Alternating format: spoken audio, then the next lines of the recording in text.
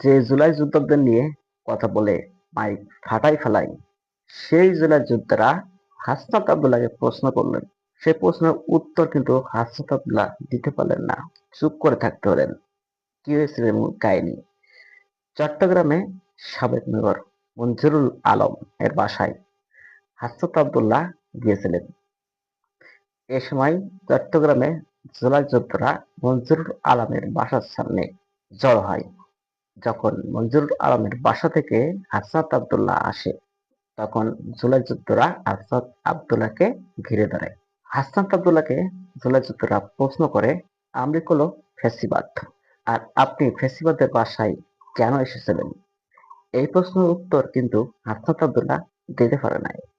গত 14 তারিখ এনসিপি নেতা হাসনাত আব্দুল্লাহ চট্টগ্রামে মঞ্জুরুল আলমের সাথে সাক্ষাতে গিয়েছিলেন। সাক্ষাতের বিষয় কিন্তু কি নিয়ে সাক্ষাৎ হয়েছিল, কেন তিনি সাক্ষাৎ করতে গিয়েছিলেন, তা নিয়ে কিন্তু তিনি মুখ খোলেন নাই। সম্প্রতি জানা যায় চট্টগ্রামে মঞ্জুরুল আলম মেয়র পদে নির্বাচন করবেন বলে গুঞ্জন উঠছে। এই গুঞ্জনের মধ্যে কুমিল্লার এমপি এবং এনসিপি নেতা হাসনাত আব্দুল্লাহ মঞ্জুরুল আলমের সাথে সাক্ষাৎ করে রাজনৈতিকভাবে আলোচনা হয়েছে বলে দাবি করছে বিভিন্ন গণমাধ্যম।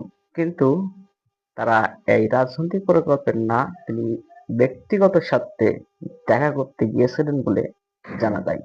তো জুলাই যোদ্ধারা তাকে বলছে যে ফ্যাসিবাদের দোসরের বাসায় আপনি কেন এসেছিলেন? সাবেক মেয়র মঞ্জুরুল আলম বলছেন, চট্টগ্রামে হাসনাত আব্দুল্লাহ এসেছিলেন ব্যক্তিগত কাজে, তখন আমার সাথে সাক্ষাৎ করেন, আমার বাসায় দাওয়াত করা হয়, দাওয়াত করার পরে তিনি আমার বাসায় আসেন এবং সাক্ষাৎ হয়। মঞ্জুরুল আলম নিজে সাক্ষাতে প্রমাণ করেছেন যে হাসনাত আব্দুল্লাহ তার বাসায় গিয়েছিলেন এবং সাক্ষাৎ করেছিলেন।